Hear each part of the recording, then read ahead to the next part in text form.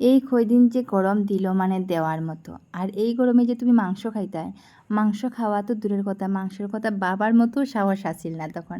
তো এমনি ছোটো মাছের ঝুল, পাতলা ঝুল আর নিরামিষ খাইয়া কয়দিন গেছে, মানে গরমে মাংস খাইলে তো শেষ অবস্থা খারাপ হইব। আরও তো আমার ঘরে হাই প্রেশার রোগী, মানে আমার হাজব্যান্ডের আর কি হাই প্রেশার আছে এটার লেগে। So hello everyone, welcome to my new blog video. আমি দেবী, আর তোমরা এই ভিডিওতে আমার পাইবা যে আজকে কিতে কিতে রান্না বান্না করলাম, কিতে খাওয়া দাওয়া করলাম। তো কিতা রান্নাবান্না করলাম বলতে আজকে বিশেষ করে মাংসই হয়েছিল। তো ভিডিওটা লাস্ট পর্যন্ত দেখিও, আশা করি তোমাদের ভালো লাগবো, কোনো জায়গায় স্কিপ করিও না, লাস্ট পর্যন্ত দেখতে থাকো। তো এতদিন পরে বৃষ্টি দিছে, মাংস না খাইলে কিতা হয়নি কও তো। আমার হাজব্যান্ড তো মাংস খাওয়ার লাগি পাগল, সকাল থেকে কইতে আছে আজকে মাংস লই আই, আজকে একটু বৃষ্টি বৃষ্টি ভাব, আজকে মাংস লই আই। আর বেচারা কথা মানে শুনতে শুনতে ভগবানের সত্যি বিকালে এত যে বৃষ্টি দিল, মানে আজকে খোয়া লাভ নাই। তো চলো, এখানে আজকে আমরা ঘরে আনা হয়েছে মুরগির মাংস। তো মুরগির মাংস বলতে এখানে 2টা লোকাল মুরগি আনা হয়েছে। তো লোকাল মুরগির ঝোলটা খাইলে অতটাও খারাপ না। আর 2টা আনছে, তার কারণ হলো ছোটো ছোটো দেখে আনছে, যেহেতু ছোটোর মুরগিটা বেশি টেস্ট হয় আর কি। এখানে দেখতেই পাঠায় সাইডটা লেগ পিস আমি তোমরা দেখাইলাম। আমার হাজব্যান্ডে কইছে 2টা তোমার 2টা আমার, আমি কইছি আর কেউ না, কইছে না। এমনি আমার হাজব্যান্ড কিন্তু খুব মানে মাটন খাওয়ার পাগল। তো এমনি আমার যখন জিগাইব যে মাটন আনতাম না, আমি কিন্তু বারবার বাধা দিই। আর যখন হের বেশি খাওয়ার ইচ্ছা করবো, তখন কোনো দিন আমার জিগাই তুই না যে আজকে মাংস আনতাম নি, লই আই যাব। আনিয়া কইব আজকে মাংস লই আইছে, আজকে মাংস খাওয়ার ইচ্ছা করছে। তারপরে তো আমার বক্তৃতা আরম্ভ হইব। মুরগির মাংস আনলে যেহেতু আমি সাধারণত ঝগড়া করি না, কিন্তু যদি মাটন লই আয় তাইলে আমার মাথা গরম হয়ে যায়। হাই প্রেশার রুগী, আর মাটন খাওয়া তো খুবই খারাপ, এটার লাগে আমি না করি। আর মটনটা কিন্তু সত্যি কথা কইতে গেলে আমারও খুব প্রিয়। তবে আরেকজনের ক্ষতি করবো, আর আমার এখানে প্রিয় কইয়া আর টেস্ট কইয়া তো কোনো লাভ নাই, এটার লেগে আর কি আনতে না করি। তবে একদম না না, ওই যে কইলাম মাসে 2 মাসে একবার হয় কিন্তু। আর কোনো কোনো সময় তো আমার এই যে কইলাম না কইয়াই লইয়াই যায়, এরকমও হয়ে যায়।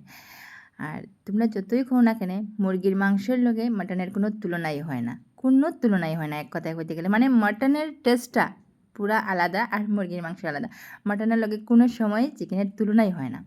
তো যাই হোক, এখানে তোমরা সঙ্গে কথা কইতে কইতে দেখো আমি মাংসটা ম্যারিনেট করে নিলাম তেল দিয়া, আর যেটা যেটা লাগে পেঁয়াজ আর মশলা। কিন্তু আজকে মরিচের মানে যেটা লাল মরিচের যেটা গুঁড়াটা একটু দিলাইছি, কারণ হয়েছে একদম না দিলেও কালারটা সুন্দর হয় না। আমি সবসময় কাঁচামরিচ দিয়েই বানাই, কাঁচামরিচ বাটা দিয়ে।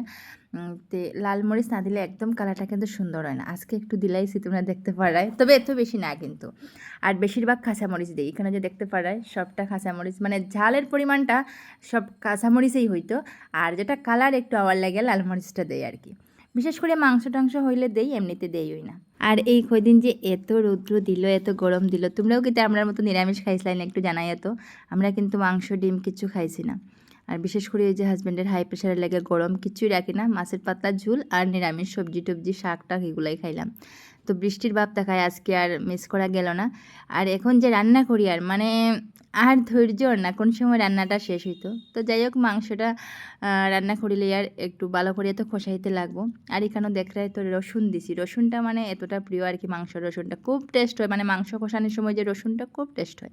আর এখানেও দেখো মানে কষানির পরে পুরো একদম তেল চারছে। আর আজকের মুরগিটা ওই যে কইলাম একদম সাইজের মুরগি, খুব সুন্দর তেল বাইর রয়েছে। কিন্তু এমনিতে তেল তো দিছি ঠিক আছে, তারপরে মানে মাংসর থেকে তেল বাইর রয়েছে আর কি, দেখতেই পারায়।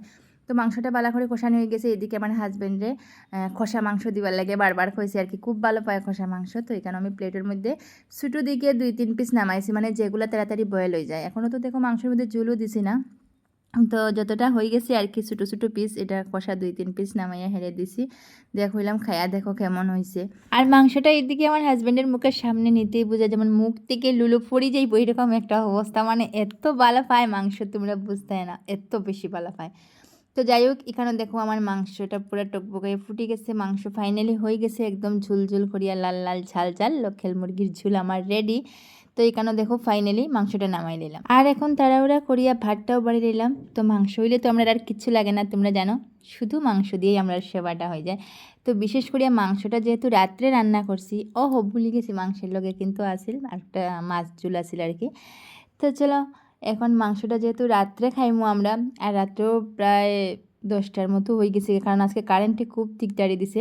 ইতের লেগে আনারস রাখছে আমার হাজব্যান্ডে, কইছে আনারস খাইলে মাংসটা হজম হয়ে যাব তাড়াতাড়ি। তো 2 পিস আনারস রাখছি। তো চলো, ভিডিওটা কীরকম লাগছে কমেন্টে জানাইতে কিন্তু ভুলিও না। আজকের লাগে সবটা টাটা।